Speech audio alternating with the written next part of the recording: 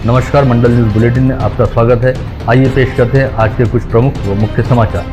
अब तक यदि आपने मंडल न्यूज के इस चैनल को लाइक व सब्सक्राइब नहीं किया है तो जल्द से जल्द इस चैनल को लाइक व सब्सक्राइब जरूर कर दें।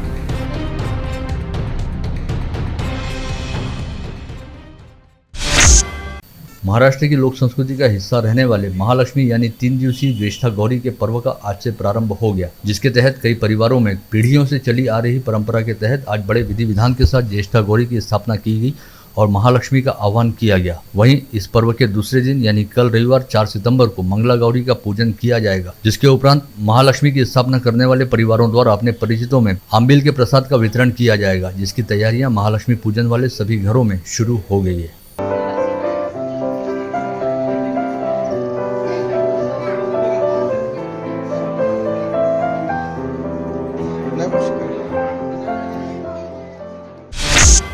जिले के इतिहास में गांजा तस्करी के खिलाफ सबसे बड़ी कार्रवाई करते हुए ग्रामीण अपराध शाखा पुलिस के दल ने चांदू रेलवे में नाकाबंदी के दौरान करीब 450 किलो गांजे की खेप को बरामद किया। इस कार्रवाई में 4 आरोपियों को गिरफ्तार करने के साथ ही 435 किलो गांजा तथा 1 ट्रक व 2 कार समेत करीब 75 लाख रुपए का माल बरामद हुआ है। आरोपियों को माल समेत आगे की कार्रवाई के लिए चांदू रेलवे पुलिस के हवाले किया गया है। गांजे की यह खेप आंध्र प्रदेश से यवतमाल होते हुए चांदूर रेलवे मार्ग के जरिए अमरावती लाई जा रही थी।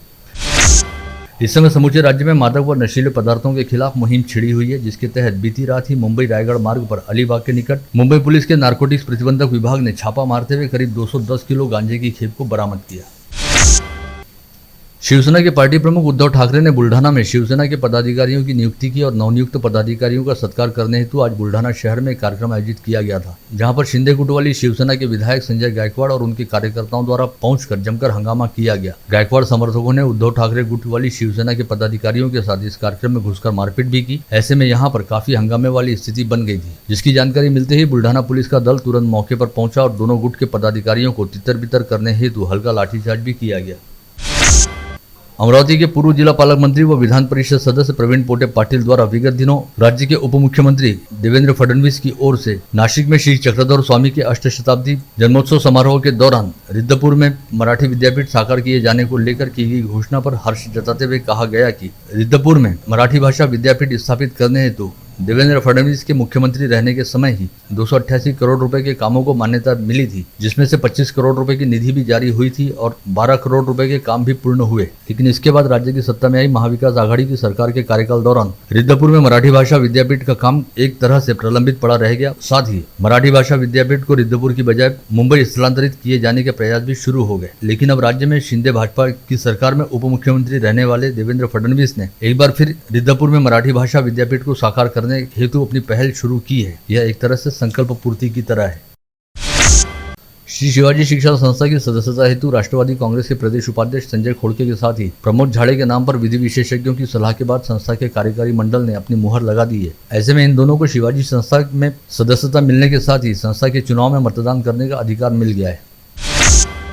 भाजपा प्रदेशाध्यक्ष चंद्रशेखर बावनकुले द्वारा चंद्रपुर में मीडिया के साथ बातचीत करते हुए संकेत दिया गया कि अमरावती, नागपुर व अकोला के महानगर पालिका सहित समूचे विदर्भ क्षेत्र में जिला परिषद, नगर पंचायत व ग्राम पंचायत के सभी निकाय भारतीय जनता पार्टी और शिवसेना के एकनाथ शिंदे गुट द्वारा साथ मिलकर लड़े जाएंगे। स्थानीय नेमानीजिन परिसर में विगत 30-35 वर्षों से ओम गणेश मंडल के बैनर तले बड़ी धूमधाम के साथ गणेशोत्सव मनाया जाता है। नेमानीजिन के संचालक गोपाल बाबू नेमानी के मार्गदर्शन में गठान टोली द्वारा मनाए जाने वाले गणेशोत्सव में इस बार भगवान श्री गणेश को उनके भाई भगवान कार्तिकेय संग प्रतिमा स्वरूप में स्थापित किया गया है, जिसकी प्रतिमा व झांकी का गत रोज न्यू आजाद गणेशोत्सव मंडल के अध्यक्ष व पूर्व पार्षद दिनेश बुब द्वारा दर्शन व पूजन किया गया। क्रिश्चियन समाज बंधुओं के आराध्य प्रभु ईसा मसीह की मां मदर मेरी का आगामी 8 सितंबर को जन्मोत्सव मनाया जाएगा, जिसके लिए होली क्रॉस मंदिर परिसर स्थित मदर मेरी ग्रोटो परिसर में आकर्षक साज सज्जा की जा रही है। और मदर मेरी के जन्मोत्सव हेतु मनाए जाने वाले 9 दिवसीय नावेना पर्व के तहत आज 5वें दिन वेलांकनी प्रार्थना ग्रुप द्वारा यहाँ पर क्रिस्त गीत व भजन पेश करने के साथ ही आकर्षक साज सजावट की गई।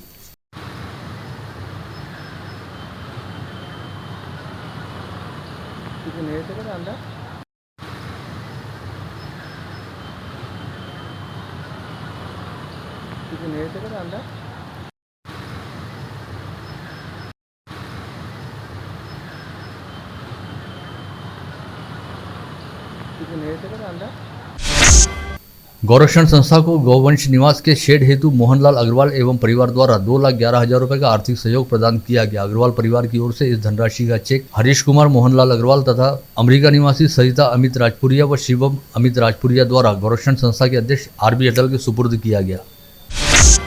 मार्च माह में हुई कक्षा 10वीं व 12वीं की परीक्षा में असफल रहे विद्यार्थियों हेतु जुलाई माह में ली गई पूरक परीक्षा का नतीजा बोर्ड द्वारा जारी कर दिया गया, जिसमें अमरावती से कक्षा 12वीं का परीक्षाफल 34.55% रहा। वहीं कक्षा 10वीं का परीक्षाफल 39.63% रहा। संत गाड़गे बाबा अमरावती विद्यापीठ के बजट में हेल्थ फंड नाम से नया शीर्ष तैयार करने और इसके लिए 25 लाख रुपए आवंटित करने की मांग का प्रस्ताव व्यवस्थापन परिषद द्वारा मान्य कर लिया गया है। अखिल भारतीय महानुभाव परिषद अंतर्गत अमरावती जिला महानुभाव परिषद की ओर से श्री चक्रधर स्वामी अष्टजन्म शताब्दी महोत्सव के उपलक्ष्य में आज सुबह शहर के प्रमुख मार्गों से भव्य बाइक रैली निकाली गई। यह बाइक रैली सुबह 8:30 बजे बडनेरा रोड स्थित नागदेव आश्रम से प्रारंभ हुई, जो शहर के विभिन्न चौक चौराहों से होते हुए माता खिड़की परिसर स्थित श्री कृष्ण मंदिर पहुंची, जहाँ पर आज से संजय राज खामनीकर के प्रवचन आयोजित किए गए हैं।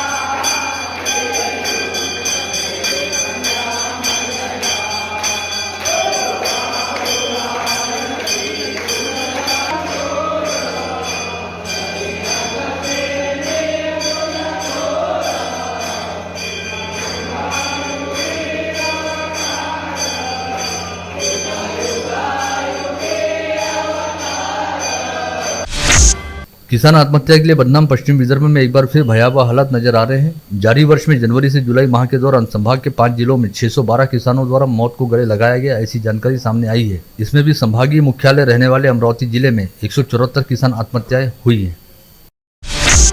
वर्ष 2012 से पर्सनालिटी डेवलपमेंट शिक्षा के क्षेत्र में अपनी उल्लेखनीय सेवाएं प्रदान करने वाले खंडेलवाल इंग्लिश हब को राष्ट्रीय स्तर पर बेस्ट पर्सनालिटी डेवलपमेंट इंस्टीट्यूट की कैटेगरी में time India brand icon award 2022 से सम्मानित किया गया। इस सम्मान के लिए टाइम इंडिया ब्रांड द्वारा मुंबई के होटल हॉलिडे इन में एक भव्य दिव्य समारोह आयोजित किया गया था, जिसमें खंडेलवाल इंग्लिश हब की soft skill trainer Pinky Khandelwal ने पूर्व विश्व सुंदरी व बॉलीवुड एक्ट्रेस लारा दत्ता के हाथों इस सम्मान को स्वीकार किया। 2 दिन पूर्व स्थानीय महादेव खोरी व मंगलधाम कॉलोनी परिसर में तेंदुए के 2 शावक दिखाई दिए थे, जिन्हें परिसर वासियों से सूचना मिलने पर वन विभाग के दल ने अपने कब्जे में लिया था और दोनों शावकों को वडाली स्थित वन उद्यान में रखा गया था। वहीं वन विभाग के दल ने इन दोनों शावकों की मां को वन क्षेत्र में खोज निकाला, जिसके बाद दोनों शावकों को इस मादा तेंदुआ के पास जंगल में ले जाकर सुरक्षित छोड़ दिया गया। अपनी मां के पास पहुंचते ही दोनों शावक अच्छी खासी अटखेलियां करते दिखाई दिए।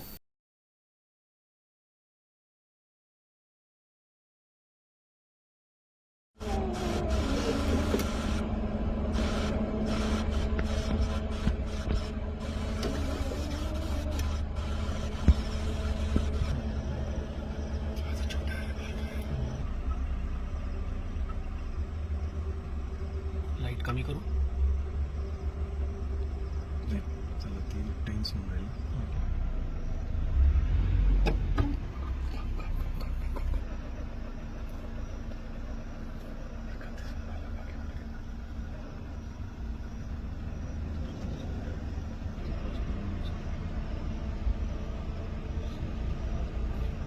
परफेक्ट.